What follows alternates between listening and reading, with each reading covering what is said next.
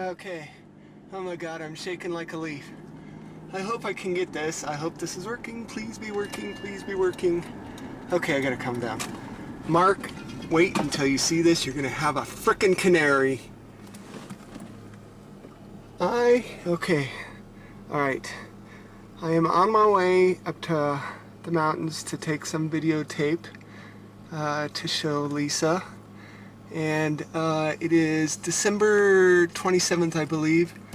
And I believe this is Jewel, and oh my god, I'm shaking. Saw something kind of out of the corner of my eye, just skirting power lines.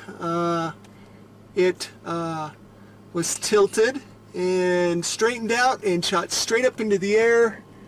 And okay, let me get a better view of where I am. Okay, here's the power lines. And if you look, oh, where is it? Where'd it go? Son of a bitch, I hope I didn't lose it.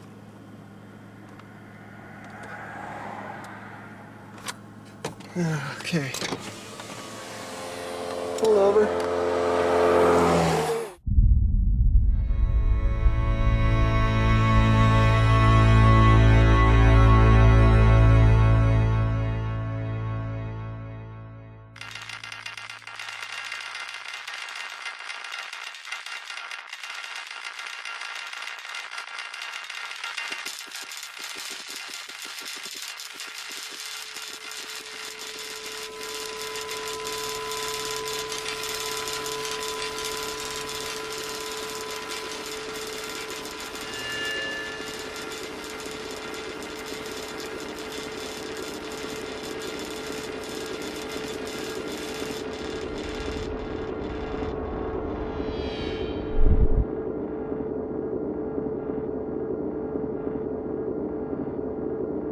I actually noticed it as I was turning into come up to Daniels Park.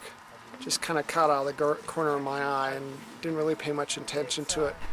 But I really got a good glimpse of it as I was coming up there's a steep hill just right before you get up to the top of Daniels Park. And I could see the light emanating from whatever this thing was on the ground, blinking on the ground. It lit up the whole area. There it is. There's the thing that's been following me. Oh shit, what is that? Yeah. But too bad, it's so close right here. Where did it come from? I don't know. The girls saw it. There it was, and the girls saw it. They said aliens had no idea what they were talking about.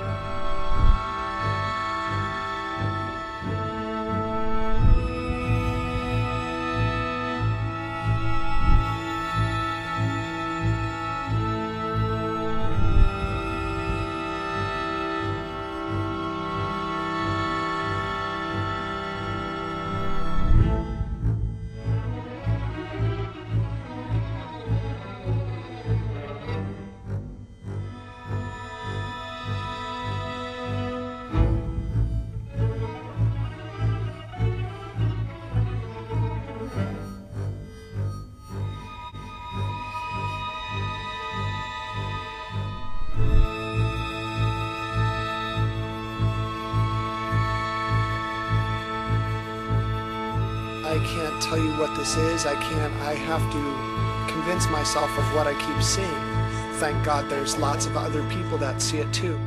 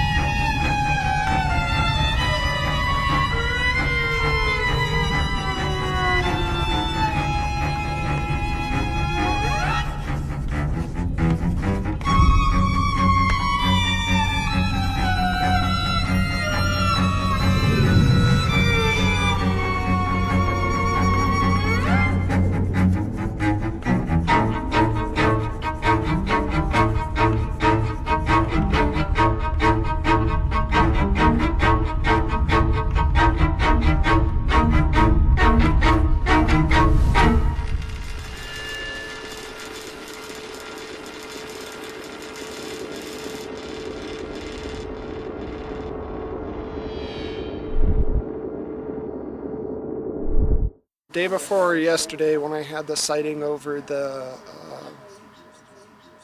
over my work, actually, when my boss first saw it, that night, something must have happened because I woke up in the morning and I had some indentations in my back, and I didn't notice this actually. My sister noticed it, but I noticed that I had sores around my wrists, like I was been roped or had been handcuffed or something. Okay. And it's healed amazingly fast.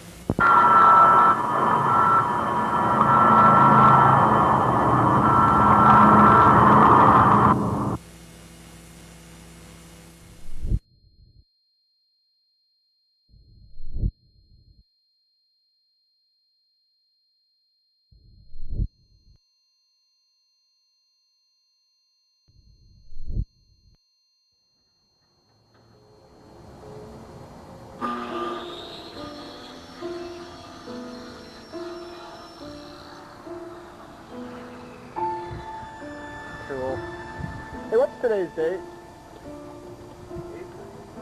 8th of October? Isn't it? 8th? Yeah, it is. The 8th. Alright.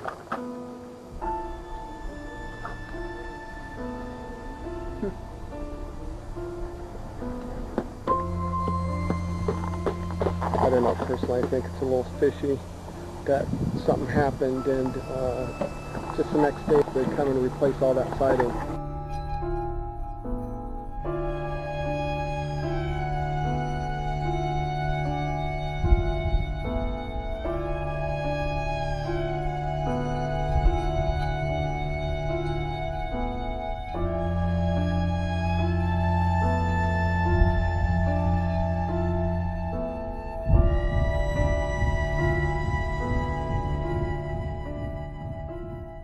I woke up at 3 o'clock.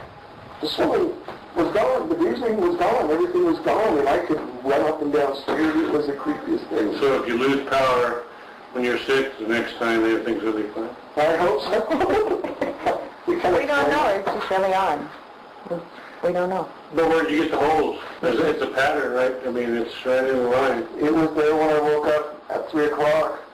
Well, I don't know what those, those lesions are on your leg, aren't they? But there's such a pattern that this, it's hard for me to cover this from any, insects or anything like that. More likely, I don't know, it could be the pressure. There's no rivets or anything on that immobilizer. The immobilizer's gone. It just disappeared. I can't find it anywhere. It just disappeared? It's gone. You were at the bed? Yes, I did. I went to bed. It's gone. We looked everywhere for it. Where do you live? Yeah. I want to go investigate. I don't know. But anyway, your exam is fine today.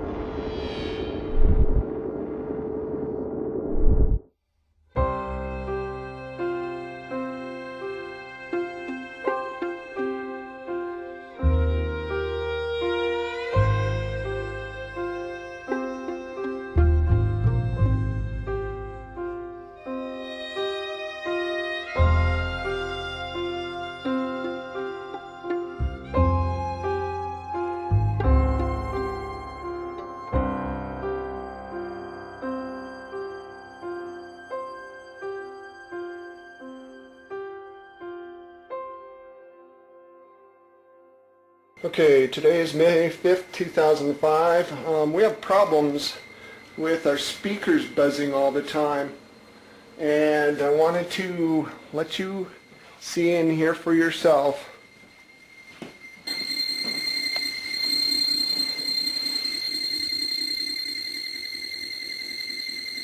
Okay, once again, it's off. There's no power. I'd like to know how the hell they do that.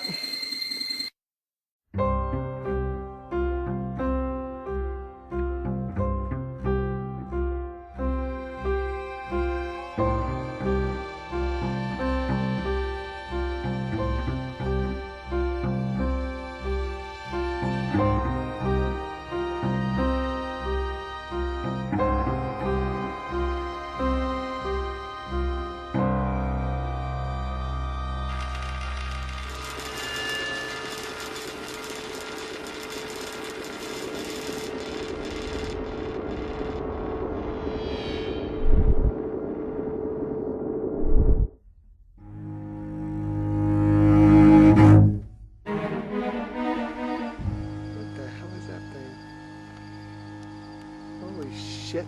Oh my god, there it is. Oh my god. Oh my god.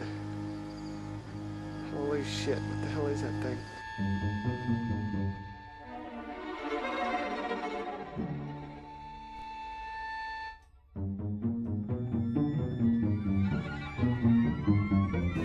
What I got here?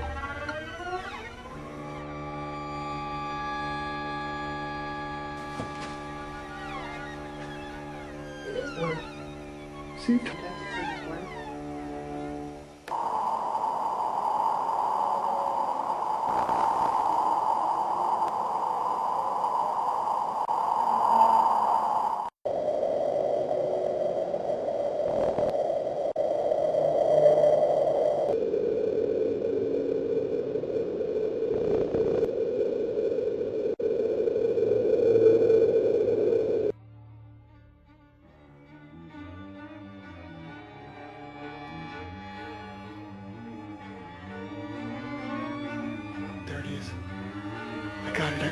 I got it. That's the same freaking orb. I gotta go over here and see if I can get it better. It's the craziest thing. There it is. There it is. There it is. I'm gonna zoom in.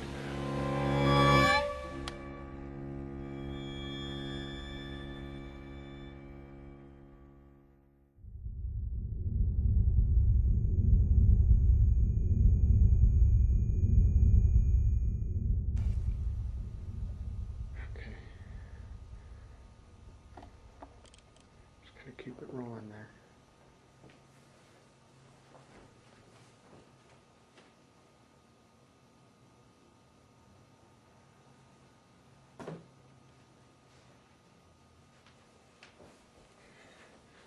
All right, I'm gonna go to bed.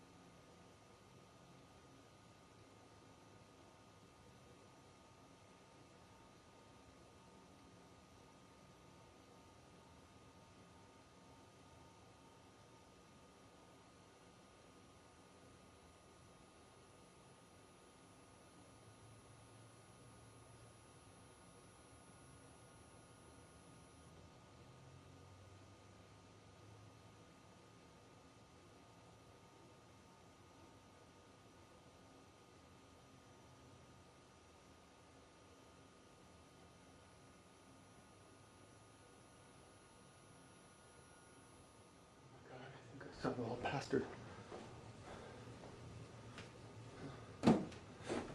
Oh man, what is that?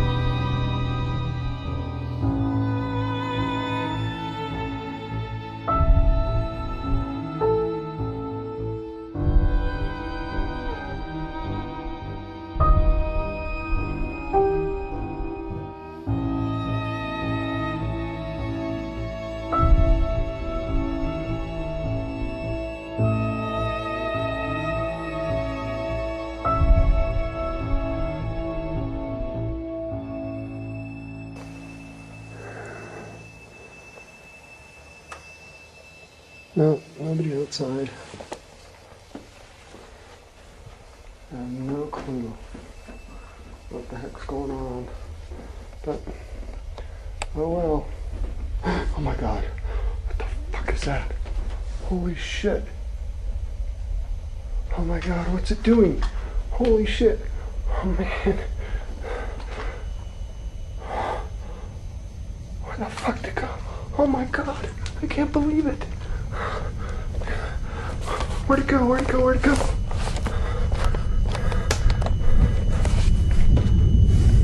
Holy shit.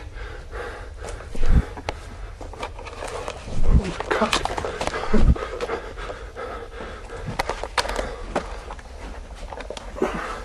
Is it? I can't see it anymore. Where'd it go?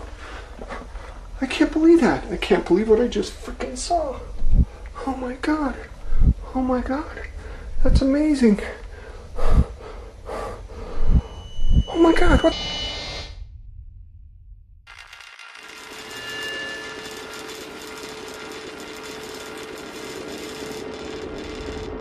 Message delete. Press 7. Reply. Press 8. Save. Press 9. More options. Press 0. Resave. Urgent message. I apologize for being so forward. It did not take us long to get your phone numbers. Our surveillance is mostly for passive monitoring, but it does come in handy. I cannot tell you who I am for safety reasons, but I can tell you that your perceptions of Stan Romanek and his experiences are real. As you have probably noticed, Stan is slightly different. The way he thinks, the way he perceives the world, seems to be a little more advanced than usual. The interesting thing is that Stan has no idea who he really is. Okay, Lisa, hit the button. One old message. Hello, Stan and Lisa. My intention is not to scare or alarm you, but to warn you. It is great that you are back in Colorado, but Colorado Springs was not a good idea. It seems you have moved into their backyard. Now it is easy for them to get to you. I know how stubborn you are, Starseed, but please heed this warning and know that Lisa and the children are at risk also. Now listen, Starseed. You know you are different. Follow your instincts and stay alert. This is too important. Soon it will all be revealed. And Starseed, do not be afraid of what you are.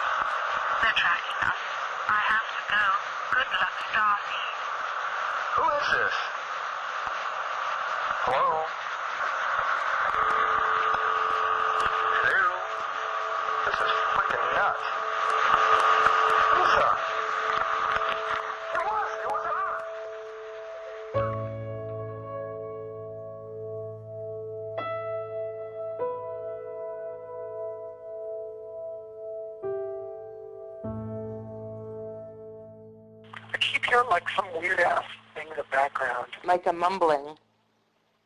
Something. Yeah. Are you still there, Heidi? Yes, I am. What the hell was that?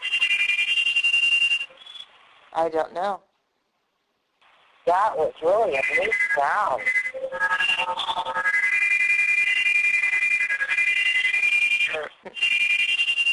That it's making me feel weird. You hear that, Stan? Real? Feel weird. Just stay on. How do you feel weird? Hello? Heidi, I'm here. Did we lose him? Stan? Let me bring Stan back in, okay, Heidi? Okay. Hang on. Okay. Are you there, Heidi? Yeah. Okay. Hey, April, is Stan there?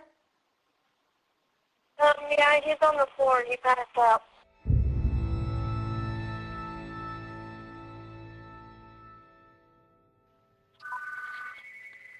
Hello? Victoria. Yes. Please tell Starseed we are sorry. We did not mean to affect him that way. It is to help him transition into the next step.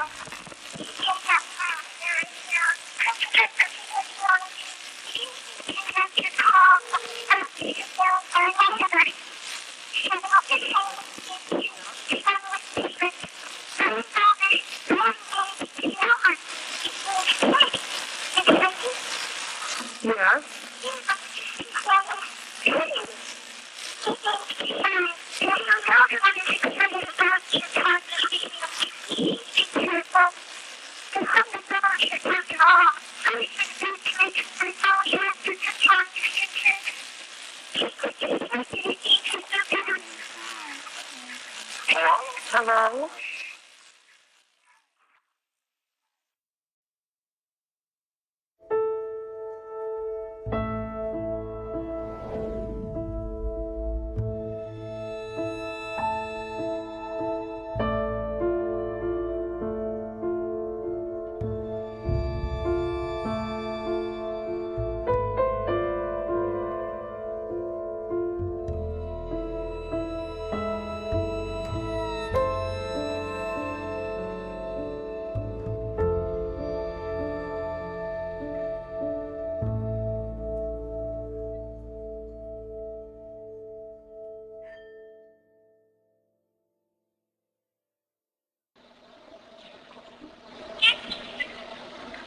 Yes?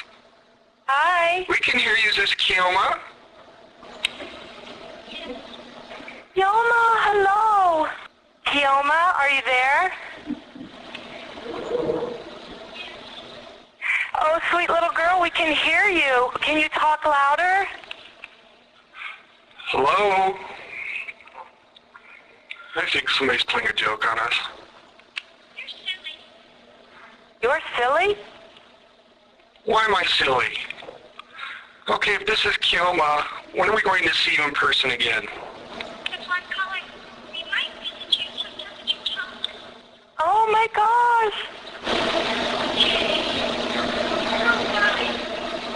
Hello?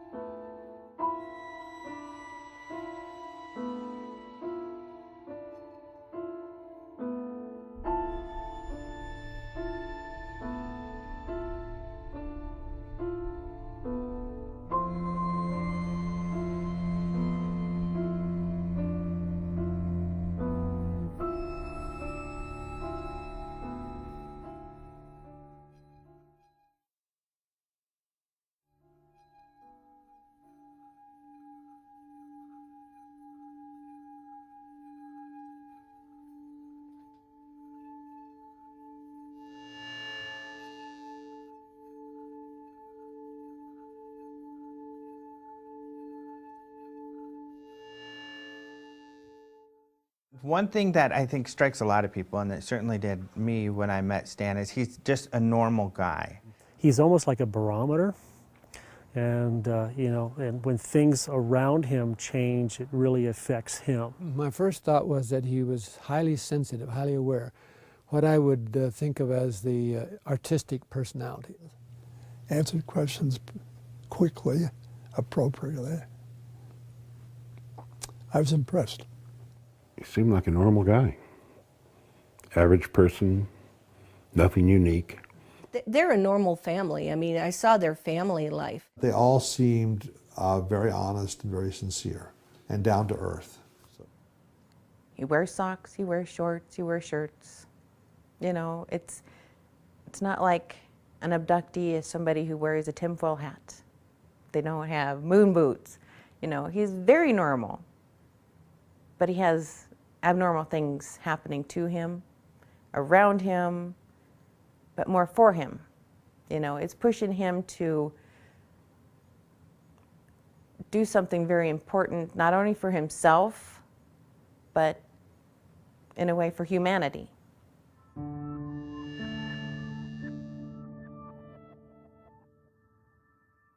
Well, I grew up in a military family, and you know, we moved around quite a bit. Not as much as most, but I had the added discomfort of suffering from severe dyslexia, and in those days they didn't know much about my learning disability.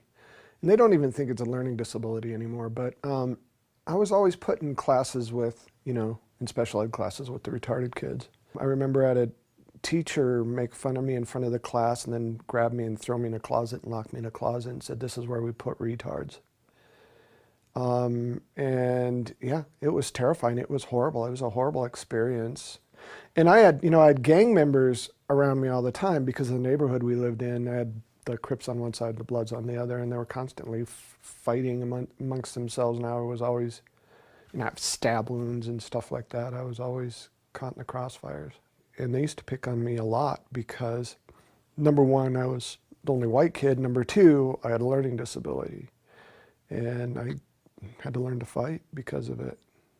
Everybody beat me up, and then I started beating everybody else up, including the principal of the high school I went to. So it wasn't good. I was kind of a punk. And just because I was kind of angry at my life, you know, because of all the constant violence and all the, you know, having to deal with everything that I had to deal with, I was frustrated. I calmed down somewhat and just kind of found my own way. When you look at that past, did it make you a better person? How did it help you? I honestly think certain people are chosen for certain things, and I had to go through what I went through so I could understand the human condition.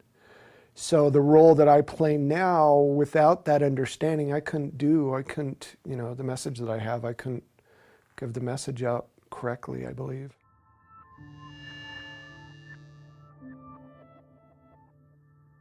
You know, when I was growing up, my opinion of UFOs was, I thought people were crazy if they believed in that stuff. You know, I just didn't believe it. There was no reason to. I didn't even pay attention to it. I was in my own little world, my own little reality bubble, and that's the way it was. I was taught that there's nothing out there other than us. God made us, and that's it. And so when this big event happened, it switched everything around. It literally took me a good 2 years to come to terms with what had happened. And stuff continued to happen through that time.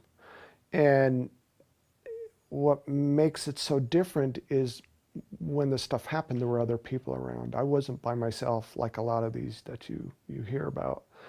Most of the stuff that happens with me, even now, only happens with a lot of people around. So it took a lot to shake my tree, but when it shook violently, and it changed everything.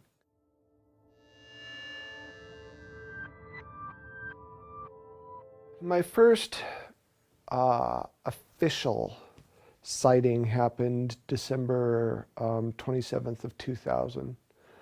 I'd met my wife online. She lived in Nebraska. I lived in Colorado. I wanted her to come visit me, so I thought, you know, good way to do it. I was going to videotape the surrounding scenery and the skyline of Denver and send her a little care package with flowers and chocolate, stuff like that. I decided to go the back way up to the mountains, and there were cars pulled off to the side of the road. Must have been 20, 30 cars pulled off the side of the road. And all these people had gotten out, and they were staring at something above the power lines that were off to my left, or I should say off to the south. And as I was driving up, I'm looking at, trying to see what they were looking at, and it looked like some kind of weird silver hot air balloon. And I'm thinking, that thing's gonna crash into the damn power lines. And as I got closer, it's like, wow, isn't that the strangest hot air balloon ever? I got my video camera and started, trying to videotape this thing. As soon as I rolled down my window, this thing acted like it noticed me somehow. And it was actually tilted forward, and it was moving along the power lines, and it reorientated itself and literally shot to about 1,000 foot. Before that, it was maybe 100 foot off the ground, just right above the power lines. And again, 30-foot diameter, this thing wasn't small. I was fighting within myself, am I really seeing this? And if I am really seeing this, it has to be some kind of military thing, but how can the military have anything like this? Are they really that much more advanced, and blah, blah, blah, blah, blah. And then I get a hold of Lisa, I call her and I explained to her, and I was upset. He called saying, you're not going to believe this. I don't know what this is, but turn on your web camera. I took the camcorder and I put it on the screen, and I put the camcorder up to the web camera so she could see it. I was very excited, and he was convinced he was insane. And I'm like, this is so cool. And she believed in this stuff and I didn't. So she kind of helped me calm down.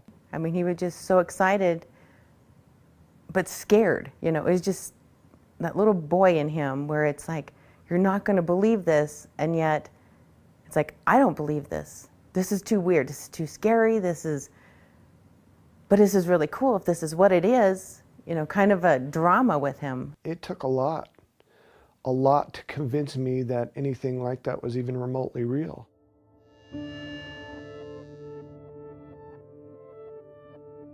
2 o'clock in the morning, maybe 2:30.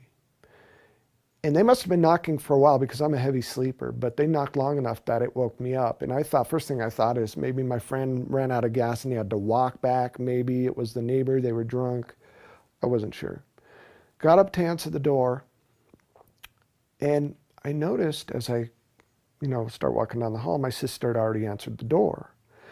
And I looked past my sister, and there were 3 people standing outside. The first thing that popped into my head is, oh my God, they're here to rob us. They're going to rob us. And I'm yelling at my sister, don't let them in because they're going to rob us. And as I get closer, I realize that eyes are kind of just slightly open, mouth just wide open, and she's staring at the ceiling like she's still asleep or something. And I'm yelling at her, and she's not moving. And then when I get really close, I realize there's a female and 2 males.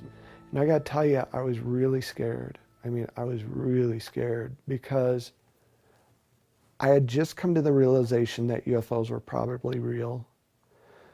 But I didn't really think about the fact that something had to be driving these UFOs and that they might not be human. And then now I'm being confronted with this reality that there's something at my door that isn't human. And let me tell you, it was really quite disturbing to me.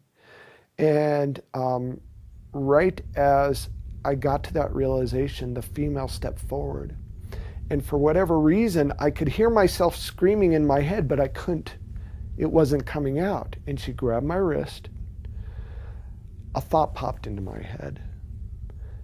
You're okay. It's going to be okay. And the thought was not my thought.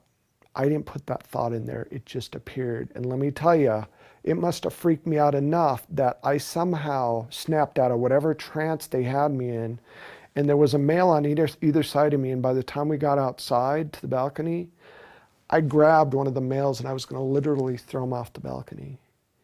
And I felt the light tap, like somebody was tapping the back of my head, and I woke up somewhere else. I don't know. It's really bright.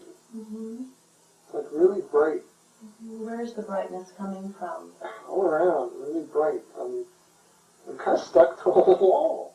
Mm-hmm. I think it's a wall. I can't tell. What makes you think you're stuck to a wall? I can't move my arms. I can move my head. I can move my body. But it's like I'm sucked or glued to the wall. You know, you go to an amusement park and you those centrifugal force rides that spin around and you're stuck to, that's what it felt like to me. But it was incredibly intense. Something around my wrist. I'm trying to get free. I can't get free. And is it just around your left wrist?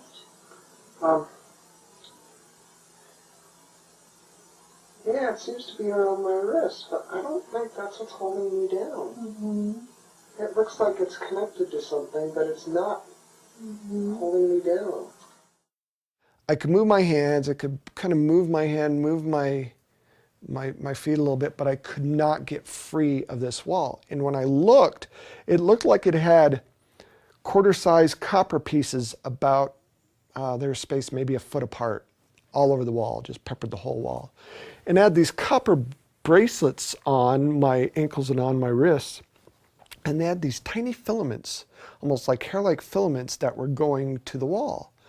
And if I wanted to, I could have snapped them, but for some reason, I was stuck, so I couldn't do anything. I couldn't move. Well, they're turning me over. They're like turning me around, and I can't seem to move very much, and they're doing something to me. And they turned me around, and they started doing something to my back that hurt, really stung really bad, like they were cutting me or something. They're sticking it really far in my back. How can you tell how far it's going in? It hurts. So you can feel it. Yeah, but it's weird. She puts her arm on me and then it relaxed a little bit. And I felt another tap on the back of my head, and I woke up in the middle of the room on some kind of platform with the female standing right there. And she looked at me, tilted her head. Suddenly, an explosion of thought literally filled my head. It was so intense, it knocked me over, and I almost fell off the table. And when I came out of this shock, she stepped back. She quit doing whatever it was that she was doing. She stepped back as if to say, okay, you poor, stupid, little, insignificant thing, we're going to try this your way. Image after image, thought after thought, visualization after visualization just filled my head. It was then that I realized whatever this thing was, it was way more advanced than me. He has that experience. He calls you up. What is that phone conversation? Phone call was basically, I had the weirdest dream. He said, but it doesn't make sense because I have all the hairs all off my wrists and I have these sores on my back. I was trying to be the analytical one, you know, it's like there has to be a reason for it. It can't be that aliens came in and abducted you. And he's like, well, I know it was a dream. It was a dream.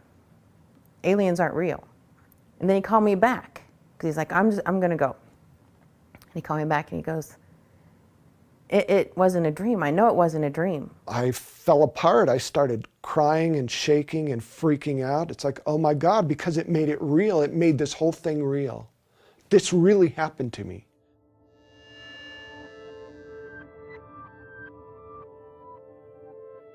You know, when Deborah took me through the regressions, I started reliving all the pain. I started vividly remembering everything, every nuance, every sound, every painful experience, everything that happened. The most profound thing that happened to me was the part that I started writing down these symbols that I had stuck in my head. She asked me, so what do you remember? I said, I have these symbols in my head. I have these weird things in my head. She goes, can you write them down? She gave me a big pad of paper and I think a marker. And I just started. I remember the symbols really clear. Oh, do you? Can you describe them? Oh God, I could write them down for you.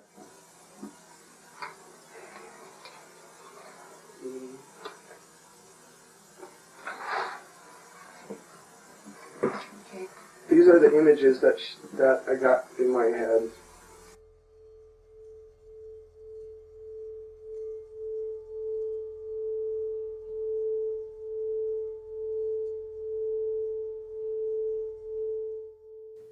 My first abduction experience really was about I think seeing who I was, maybe seeing how I developed, I'm not sure.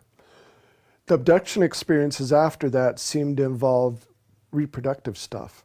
They're really fascinated with our reproductive abilities and fascinated with our genetics for some reason.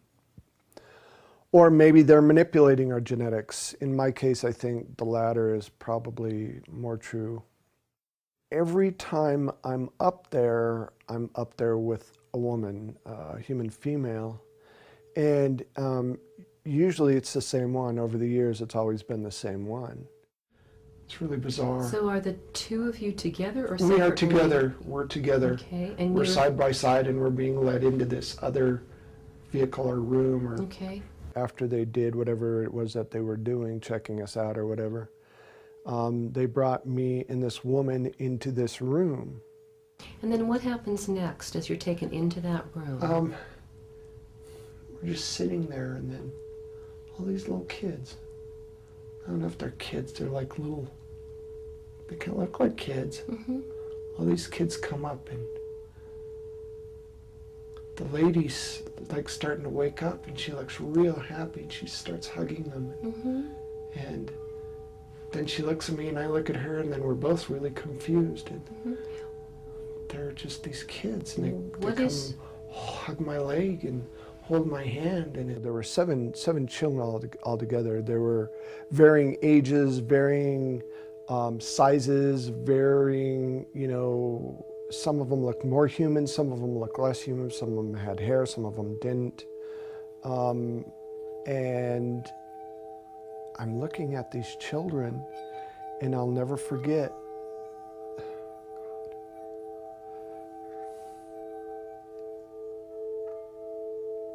every single time I talk about this, this one little girl comes up to me and hugs my leg. And I'm looking down at this beautiful little child hugging my leg, and I realized that this kid looks like me, and she's beautiful. But she's different because it's all about the eyes. She has these huge, oversized, almond-shaped, slanted, so blue they're almost violet eyes. Beautiful blonde hair, and she's just clinging onto my leg like, please, please don't let me go. I don't want to leave them behind. You don't want to leave who behind? The babies. The babies? What are you feeling right now besides the fact that you don't want to leave them? They're crying. They're crying? What tells you that they're crying? I can see them crying. They're reaching for me, and they're making me go. Mm-hmm. The children are making you go? No. They're taking me away from them. Stan basically was reliving his experiences. It wasn't even about remembering. And to sit there and watch as he physically experienced the pain inflicted on him was very hard. It was just heartbreaking to watch. The memories he did have of his abductions and the woman that he remembered seeing her, he knew what she looked like, what she sounded like, was hard for me. But during these regressions, it all just came really, it became a reality for me.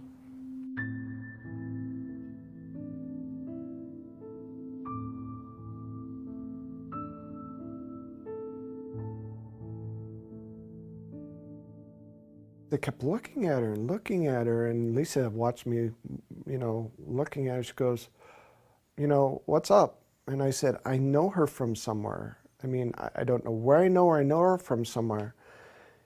And then it hit me like a lead balloon, like a ton of bricks. She was the woman I was with all this time, every time I was taken. It was the same woman. And we became very close friends. And it got to a point where it was kind of hard for Lisa because we had this weird connection, me and Victoria, this bizarre, unnatural connection. I was so wrapped up in the, you know, the case and learning about it and learning what my role was in it and experiencing so many things around me that I wasn't focused on Lisa's feelings. When he found Victoria, that was really hard for me to deal with, because I knew she was real, I knew she existed, and in some ways I prayed that he never found her.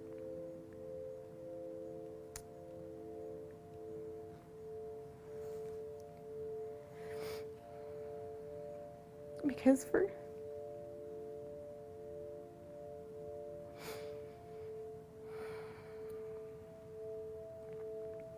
6 years, I worried what would happen to me.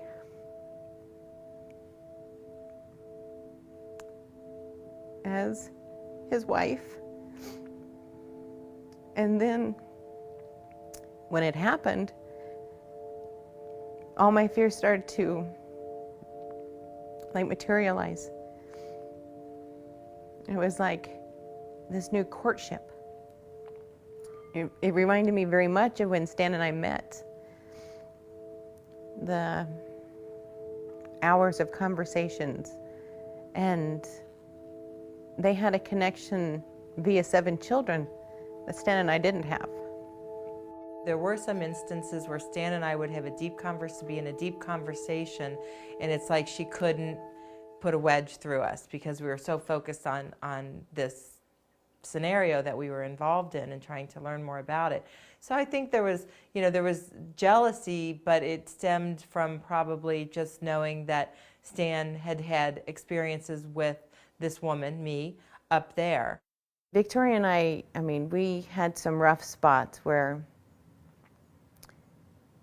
my jealousy and my anger was very evident to anyone in that house. We'd get together and the two of them would disappear and I would flip out. I mean, I would just be furious because when I voiced my concern, it's, oh, you're imagining it. It's like, don't put it off that I'm imagining anything. I see what's going on in my house and I'm not okay with it. I don't know how I would have acted, but she always held herself in complete poise in class. And I mean, there were a couple instances where she'd, you could tell she was hurt or bothered, especially if he and I would go off to the side and be in this deep conversation and she'd be looking for him and we're sitting out in the front yard talking.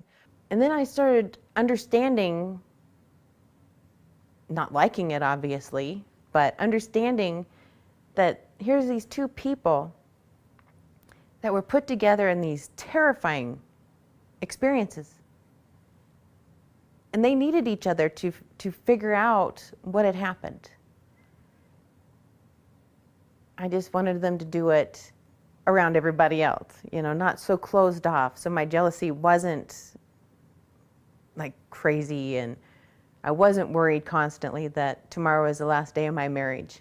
What she has gone through is such a difficult emotional path, and she has been able to do it with grace and keeping her head on and keeping her marriage together.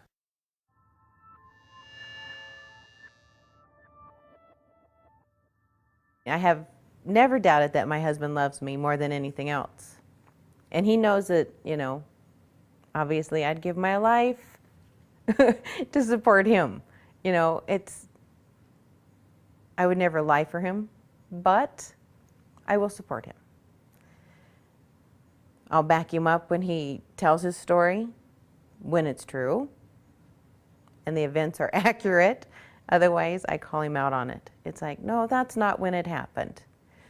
So. Can I interrupt you for that? Mm-hmm. From that? You just said you would never lie for him. That's right, I won't.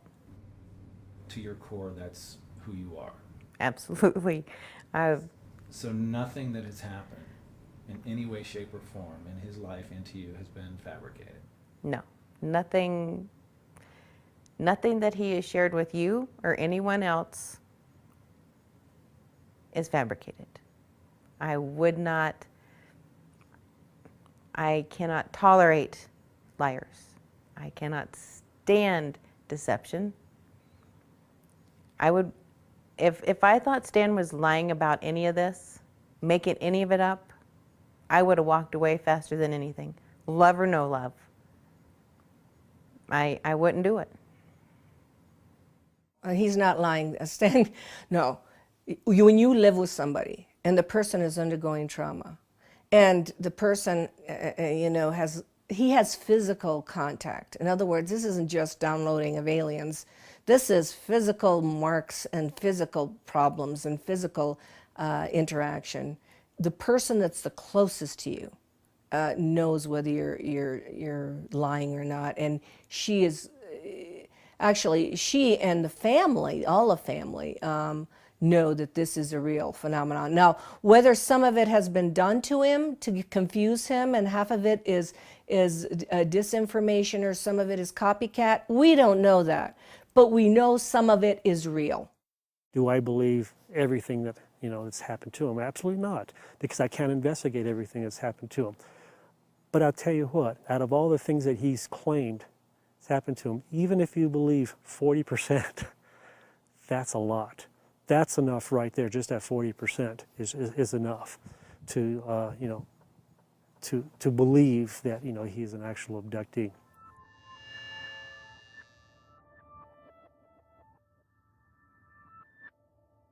This light just explodes onto the ground right next to the house and starts coming up towards where the video camera is bolted to the side of the house.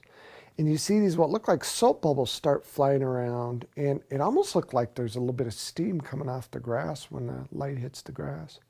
And then pretty soon the video camera was taken out, and I came back with a bloody nose and peeing blood. And later that morning when I woke up, I went to go check to see why the cameras didn't, you know, why the cameras stopped working. Because we saw on the video, you know, this amazing event took place and the beam of light hit the ground next to the house. But it stopped working, and I wanted to go see what the heck happened. So I went outside and I noticed this. It's as if where the beam of light hit the camera, it cleaned the whole area of sighting in this perfect like arc. And it literally melted the siding. You could see where some kind of heat warped and kind of browned the siding a little bit, especially up toward the camera. And it also killed the grass below. Now, when they analyzed the siding, it cleaned the siding somehow, or pulled the dirt out of the siding all the way through the molecular structure of the siding itself. The very next day, I was going to collect a piece of siding because it was my day off and Lisa had to go to work early. And I woke up 8 o'clock in the morning because I heard this pounding. It's like, what in the world?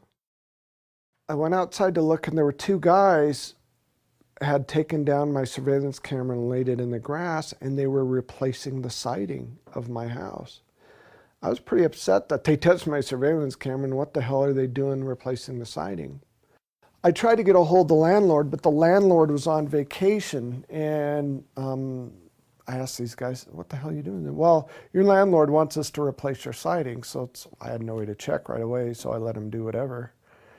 And I go, well, I want a piece of the siding. And I started rummaging through, and they got really irate. They said, no, absolutely not. We got to keep every little piece of it because we got to prove to your landlord we replace the siding.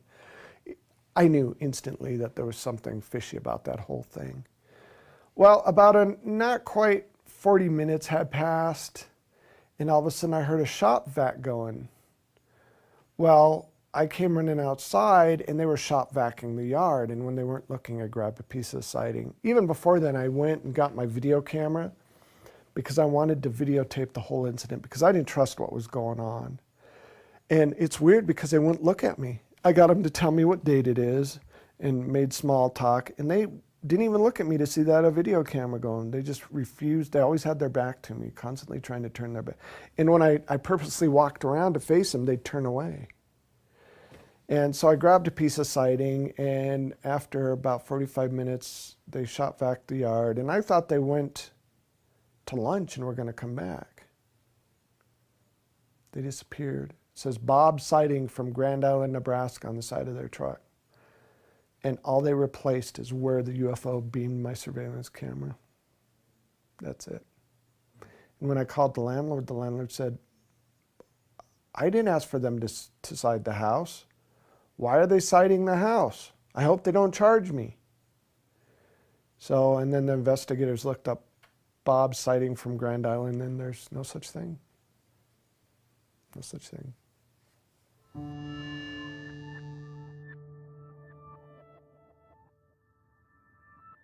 This weird British-sounding voice left a message for us saying that it wasn't safe to live in Colorado Springs. And, you know, I thought somebody was joking around, but honestly, I wished I would have listened, because not long after that, I was riding my bicycle to work, because I didn't live very far from where I worked. And this black SUV kind of pulled up alongside of me as I was riding, and I heard them say something. It's like, oh, great. You know, some militaries,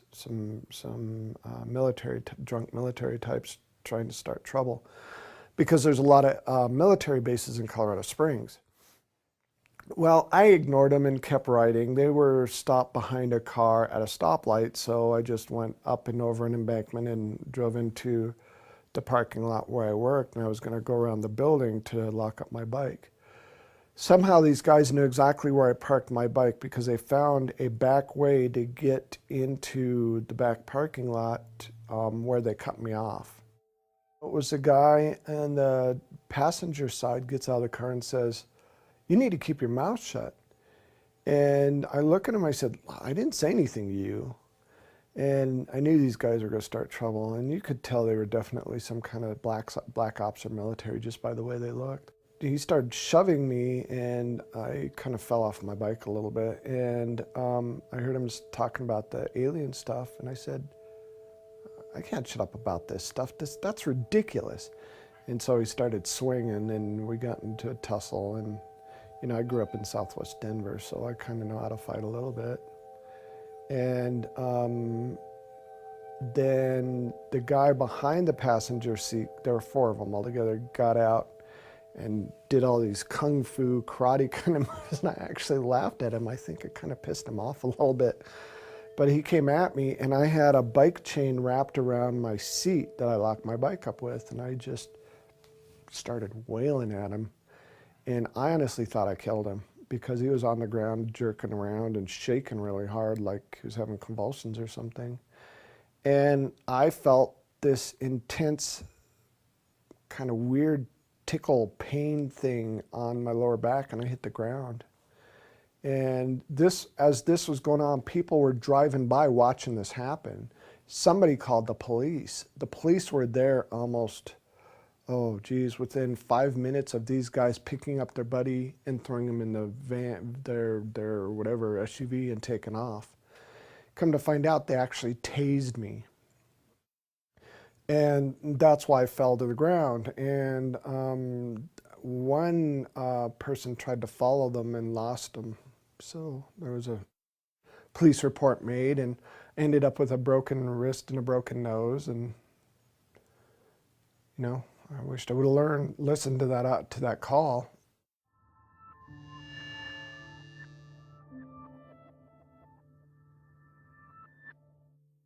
This probably was the most significant event for me out of all of this that's happened so far. I'm still waiting for something more impressive to happen. It started out, I was painting the eave of my house, and I had grabbed for, I think it was for a brush to kind of brush the old paint off the eave, and I kind of fell off balance a little bit and literally fell 12 feet onto the ground, and I tried to catch myself. Trouble was, there was a wheelbarrow full of bricks just right beneath me, and I twisted my leg just right and tore the anterior cruciate ligament in my hamstring of my right leg. Went to the doctor. They told me I was going to need surgery that next Wednesday. I think this happened I think it happened on a Friday, so I was going to need surgery that next Wednesday. I had to wait through the weekend and everything. Tuesday night, something happened though. Usually when I get taken, what will happen is, for whatever reason, whatever power or whatever technology they use seems to blow the circuit switches, blow the breakers in the house. So Lisa woke up in the middle of the night because I was gone and all the breakers were blown. She could hear the breakers go or something. I don't remember exactly what woke her up. But when she tried to find me, I was completely missing. I was gone. I was nowhere to be found anywhere. She looked everywhere for me. She eventually got all the breakers flipped back on, all the lights back on, and she came in the house, and I was standing dazed, kind of dazed in the middle of the living room. Now, to me, I woke up and I was looking for Lisa. In reality, I was already missing, and Lisa was looking for me. We didn't really give it any more thought. We didn't give it a second thought. And we decided, you know, we'll just go back to bed. You know, it could have been a fluke, who knows. Well, the next morning, Lisa, I couldn't work because of my knee, so I was off work. And Lisa had to get up fairly early to get ready for work. So 6 o'clock in the morning, she got up and she noticed this circle in my yard. And it kind of looked like the same circle that we had in our yard from a prior abduction. Now, what's interesting is Lisa woke me up to come look at this circle. And she was looking at me weird, and I walk up to the window and I'm looking, I said, that's just crazy. How'd that get there? And Lisa goes, do you notice anything different? I go, yeah, there's a damn circle in our yard. She goes, no, do you notice anything different? I'm looking at her like, what are you talking about? So she goes, come here. So I walk over to her and it's like, hey, where'd my knee brace go? Where'd my cast go? And how come my knee doesn't hurt anymore? And how come it's swollen anymore? And why in the hell do I have 5 holes in the back of my leg? There was hardly any bruising left. My leg felt a little stiff, but after a while it stretched out and no pain whatsoever. Well, they found my knee brace a few hours later when the researchers came over on the side of the house, literally melted into some bricks, including the aluminum rods were all melted. And bits and pieces of it were found in the field behind our house and some of it on the swing set that was in our yard, as if this thing was thrown out of some high place and it just landed on the side of our yard. Well, the funny thing is I had to call the doctor to explain why I didn't need surgery. And I remember calling and I left a message for her and she called me back because she was off work. She called me back and she said, Stan, I understand you're really frightened about getting surgery, but if you don't get this surgery, you're going to be a cripple the rest of your life. You'll never be able to use that leg again. I said, look, I can't explain it, and I wasn't about to explain that I was taken by aliens and they fixed my leg. There's no way I'd say that to her. She'd think I was nuts. I said, I'm just going to have to prove to you I don't need surgery anymore. She goes, all right, I'll tell you what. I'm not at the office right now, but my associate's in the emergency room. I'll call him, set it up. You go see him in the emergency room, and he'll tell you the same damn thing I told you. It's like, okay, fair enough. Well, I went to the emergency room and my wife brought a tape recorder and we recorded the whole conversation. And this guy had no idea how it was possible that I went from having a torn ACL to not having a torn ACL. And what kind of miraculous thing could have done this? At first he said those holes in the back of my leg could be bug bites, but then there's no rivets in he didn't have any explanation. And then he suggested that we call the Ghostbusters to come figure out what was going on. And I never told him anything about the ET stuff. He just assumed.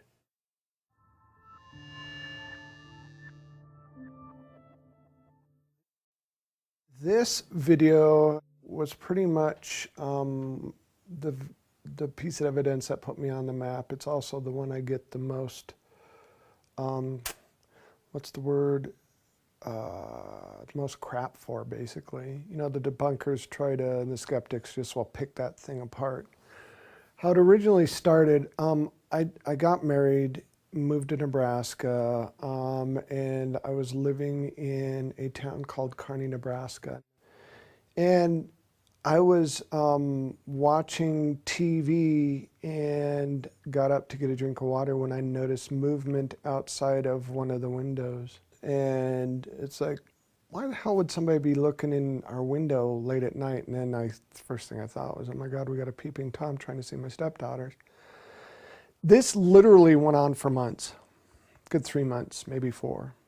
Called the police, neighbors knew about it. It got so bad we set up little booby traps outside. And every time, you know, we heard a noise, we had a bat by the door and we'd run outside, but nothing.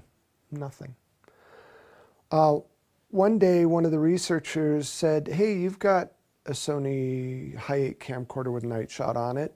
Next time you see movement out of one of the windows, put on it, grab your tripod, put on the tripod, point it toward that window and see what you can catch.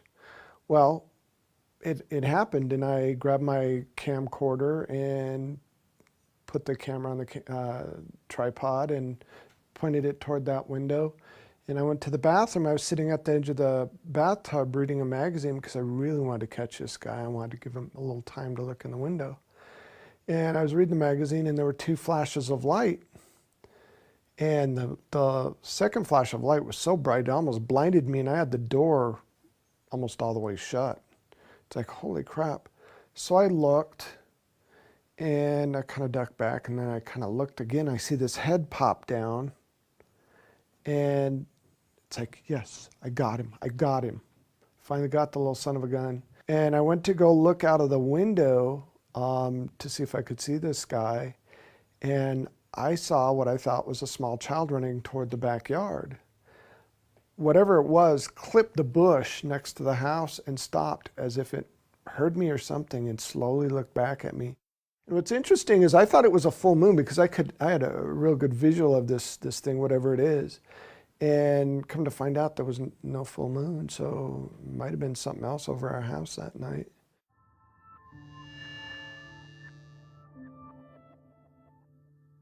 I was kind of staying away because my stepson had friends over for a sleepover. I didn't want him to get in trouble. And I woke up because I heard a noise. I had one eye open.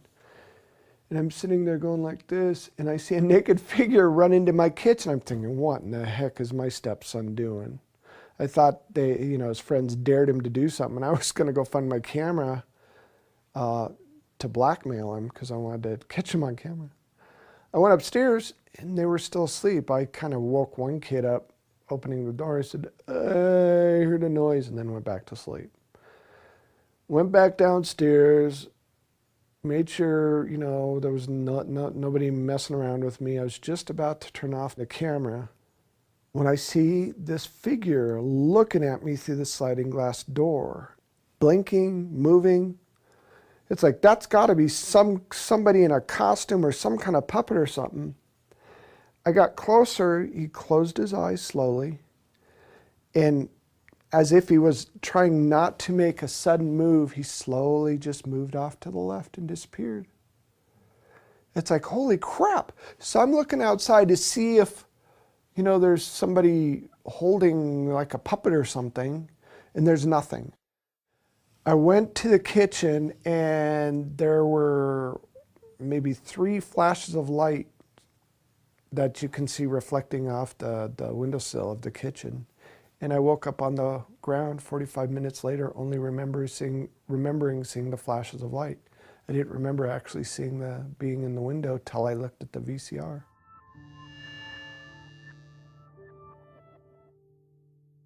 Well, we were having a party up at their home, and it was a book signing party. A surprise party for Stan. One of the things that we try to do is make sure someone is with Stan at all times, so that if something does happen, if he sees something, that there's a witness there. It was raining outside, and I was looking out the window, being really grateful for the friends I had, when I noticed this little girl at the edge of the driveway. Stan had seen the little girl outside, and it was raining. He's like, come here, Victoria, look at the little girls out here. And I'm like, Stan, it's probably just a neighbor kid. Just get in. I'm not going out there. It's raining.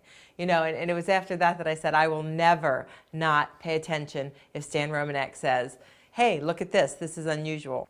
I had my porch light on, and it illuminated the yard up enough that I could see this little girl standing in a gray jumpsuit at the edge of the driveway. She had dripping wet hair, and I'm thinking, it's 9 o'clock at night, it's raining, this girl's wearing a jumpsuit. What parent in their right mind would let their little daughter out in the rain like this?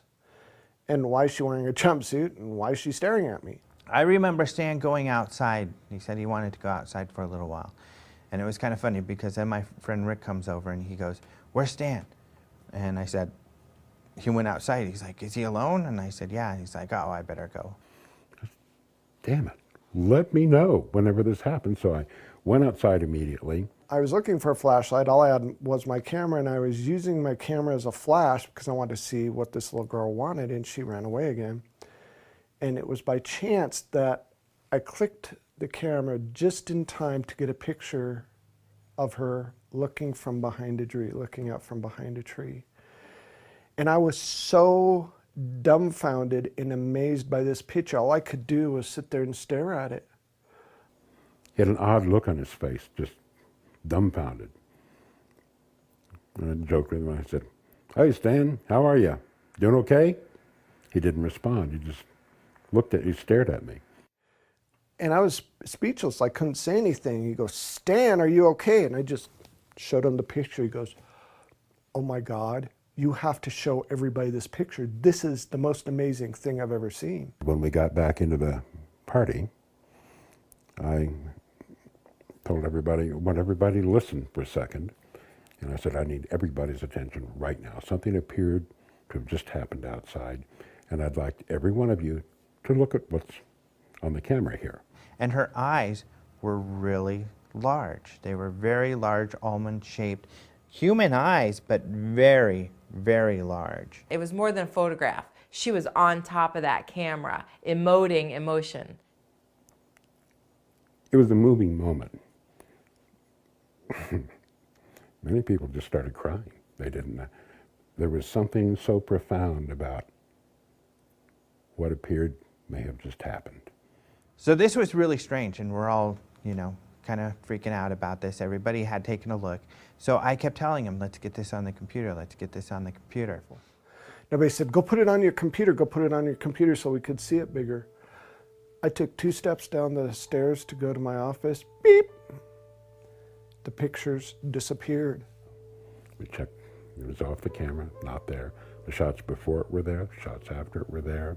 Every single person that was at that party saw it before it disappeared. And then he received a phone call.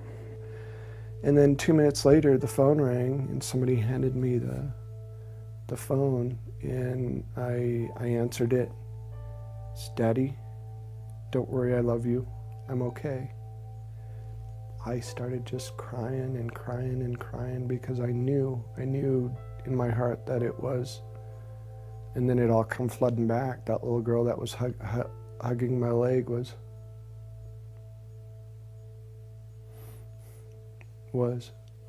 the girl that was there at the party.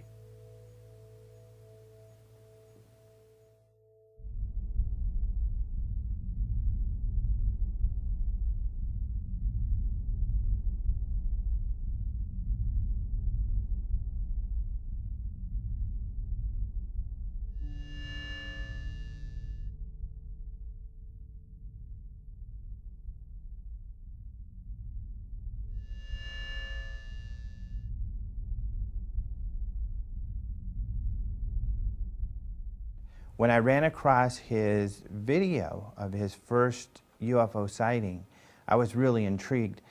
Plus, I was part of MUFON, and I noticed that they had one of their investigators look into it. So really, I kind of, since it was some of the best video I had seen, wanted to look more into the veracity of the video. And I found that it was very credible that the MUFON investigator had found there were several witnesses to some of his first sightings. when you only have a first-hand experience, only one person, and there's not really much you can do with that. That's not the issue. That was never the issue with Stan. There's just so much information out there. It's almost overwhelming. Stan's story is incredible also because it has so much proof. It has so much credibility. I mean, he has not only photographs, films, videos, he downloads formulas. He has it all in that story. That story is a gold mine for an example of perfect contact. There are aspects of the case that are very solid, that it would be impossible for Stan to hoax. Stan is being used to give a message also. I mean, he's being used to say it's real. The stuff that I've seen, the evidence that he has, that I looked at, and the people that I've interviewed around him, wow, yeah, he's the real deal, no doubt.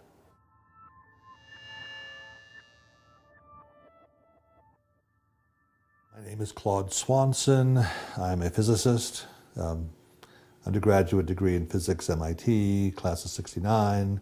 PhD in physics from Princeton, class of '76.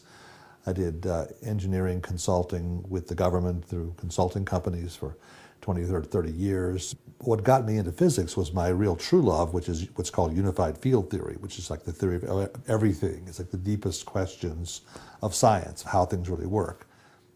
For me, the enduring thing is that if you put together this particular set of equations, you'd have to know a lot about physics, okay? And from what I've seen of Stan, he doesn't.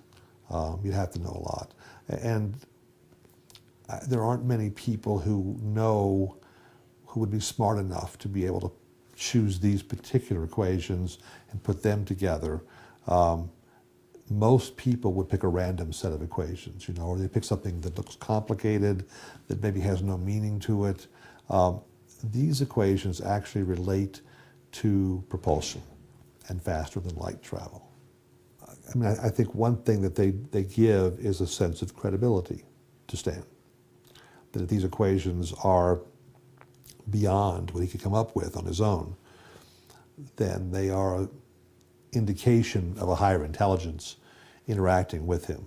The more I have looked into them over the years and the more I've figured out different pieces of it, the more impressed I am that they seem to actually describe how they do some of the things that we find anomalous, how they go faster than light, how they get from some distant star to here. In our current science, even maybe 20 years ago, those things were viewed as impossible. What's been happening in the past 15 years or so is there's a group of leading-edge scientific thinkers who seem to be following along a similar path, who, and they're not the mainstream scientists, but there are more and more indications that seem to back up the equations that Stan has been writing. So there's a trend here, a growth that kind of says, you know, these might really work. One of his equations relates to a solution that was found in the 90s by a physicist named Alcubierre, a Mexican physicist, that is the first proposal for how you could take gravity and make faster than light travel from it. He found a solution, a mathematical solution that gives you a warp drive. Okay, that's what they called it. Now, it involves some conditions that are not realizable in our current physics today, but still it's a step in that direction. And as you look more into it, you find, and that's one of Stan's equations. And as you look into it, the other people, Puthoff and Robert Dicke, whose equations also show up in Stan's work, they're also working on the same idea, how to change space-time in ways we didn't know was possible before. Right now, what I'm picking up is that there's a theme. And the theme is that it is possible to get from there to here. Our present conventional view is we couldn't have ET visitors because it takes too long for them to get from there to here at the speed of light or less. But suppose there are ways of warping space and time or going faster than light. And that's what some of these equations are hinting at.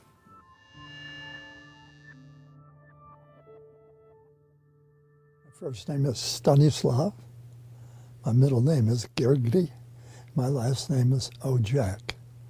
I have a PhD in clinical psychology, and I have a background in engineering, architecture and design, industrial design, and education, headmaster, private school for gifted children.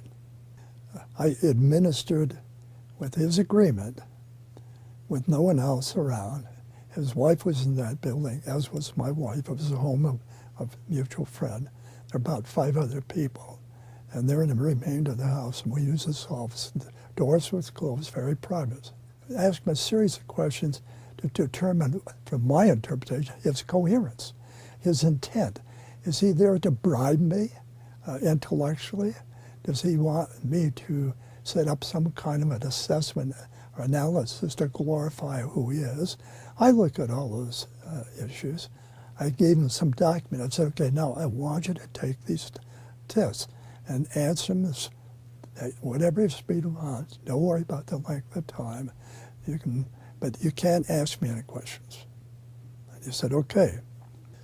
So he took the post-traumatic stress disorder assessment, and it shows that there's a very high degree of stress related to something. Now it could be related to his marriage. It could be related to something he refers to as a UFO experience. I gave him a personality test, which is called Myers-Briggs, in order to be able to understand his personality relative to himself and the way he answers questions. I also gave him one for his ability to recall things, for memorization. I gave him one for interpretation in regards to lying. I outlined 27 different questions and how he answered them. And I watched what he did with every test, because that's part of the assessment. How did he take it? Was he eager? Was he frustrated? Was he focused? Did he ever stop and lean back? Or did he ever hit the table? Many things that might show frustration. He did all 5 tests very calmly. And when it was all through, it took, as I recall, almost 2 hours. It was all through. He said, I'm through. How am I? I said, you look okay to me. He said, me? I said, I haven't assessed the test yet. How can I answer that? It's okay. Look at it, tell me. I said, it'll take longer than that, because I have to look at it carefully and do an assessment. He said, can you just tell me, am I crazy or not? Can you say that? I said, yes, I can tell you. From my perspective, you're sane as most people, if not more. You merely have had more experiences that confuse others more than they confuse you. And what I explained to him, norm is not something that we can all agree upon. So we have to have a norm which to agree upon. So if you're asking for my norm, are you normal? The answer is yes. If you ask many other people, the answer is no. In fact, they probably call you weird, a liar, and things. I said, you do not lie, or you do not to me. Your experiences are real. I have a lot of proof for it. Therefore, you're okay.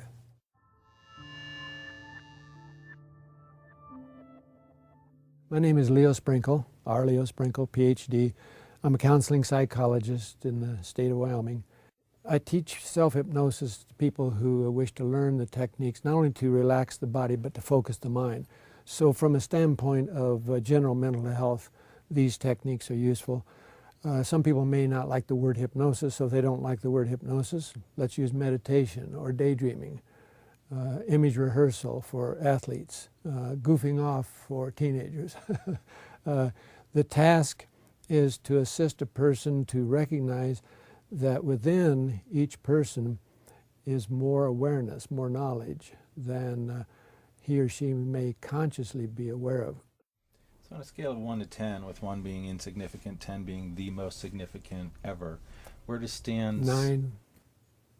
Stan's case is important from the standpoint of everyday people who want something that they can put their hands on. There's a photograph, you know. Here's a telephone call from an electronic voice that can't be traced.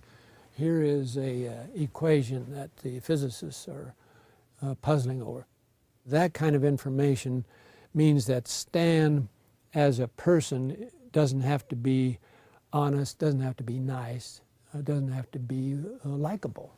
He is nice and he is honest and he is likable, but he doesn't have to be because he's got all this information around him. He has been willing not only to share the photographs, the films, the phone messages, he's been willing to work with other people and write books and to create film, so that not only his story, but the people who are with him, their stories are being documented and being shared.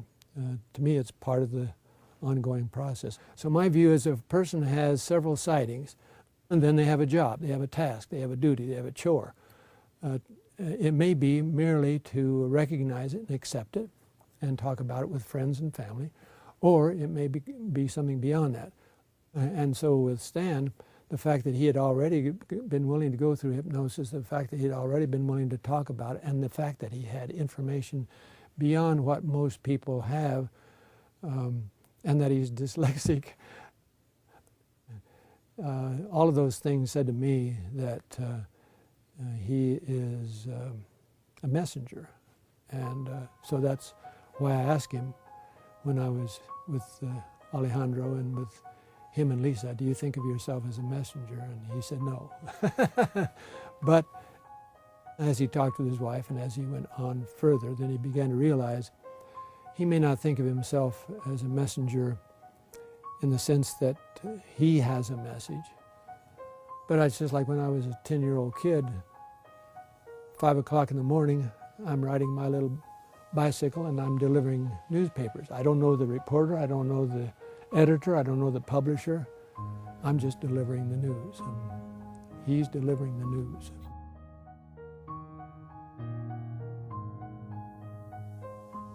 He's probably a vehicle for some group or some race to give a positive message to the planet. But, you know, he's human. So we get all the human stuff and then we get all the starseed stuff together. And he has a purpose, he has a mission. And I think his story is fascinating, and I have recommended that this is the ongoing contactee case people should look at. I remember Paula Harris asked me some years ago, why don't you think people believe in UFOs or want to? And I told her because people have no place to put it in their mind. There's no reference.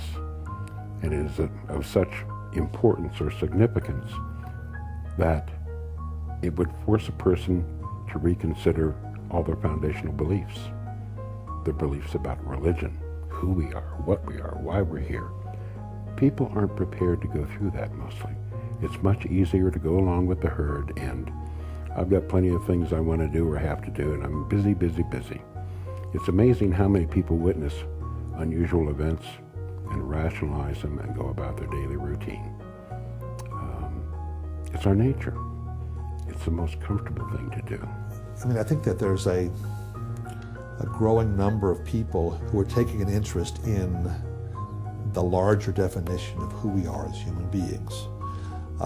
There are thousands, tens of thousands of people who've had near-death experiences, who've been dead clinically on the table, the operating table, the heart operations, things like that. They've experienced the other side, as they would say. There's a uniformity in what they're reporting, that there is another side, they come back saying we are powerful spirits here in these physical bodies trying to have a human experience. There are these higher dimensions, okay, and we're all kind of learning and growing in these experiences. And a lot of what they say seems very consistent with the lessons that are coming out of these ET contact cases, trying to learn who we really are as human beings, to expand our own consciousness, our own understanding. Bottom line, even Stan, I think, understands this, that the group, and there's several groups visiting the planet, the group that he's involved with have some kind of spiritual message, some kind of evolution of humanity that they want to happen. At the soul level, this is big time. Because in my opinion, our souls are recognizing that this is a crucial time for humanity and for the planet. And so if we can bring ourselves at the human level to work together to collaborate, not only with ourselves but with the ETs, and then I think it's well worth it, and it'll be worth celebrating. Yeehaw. People always ask me, would you do this over again in a heartbeat? I would, in a heartbeat, because I've learned exponentially, and I get to look outside the box. His responsibility is to simply share his story, what he's experienced. And if it helps people who are in the same situation, that's very important to us. It's all about getting the message out.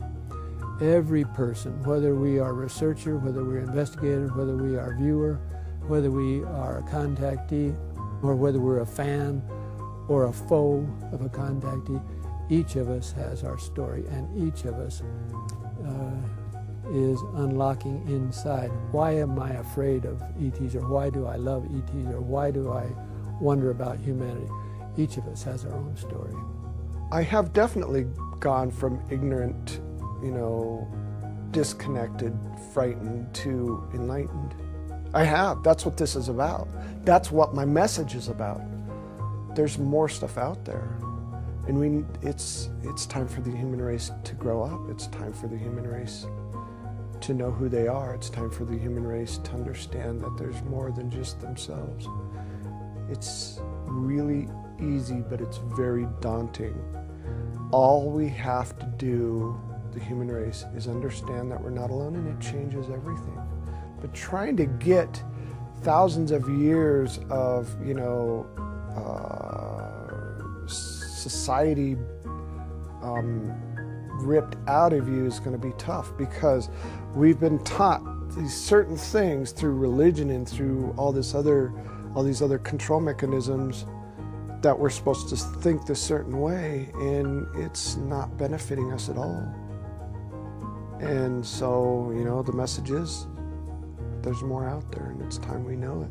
It's time to grow up and take responsibility for who we are. We're being asked to grow up and to be more in contact with the spiritual side of ourselves. And to me, that's what this whole process is about. It's about growing up and taking on a more mature and a much larger view of who we are and how we fit into things. From the bottom of my heart, I just want to help the human race. It's just, I get lost sometimes. I don't know if I'm doing the right thing or the wrong thing. I just try to wing it as best as I can.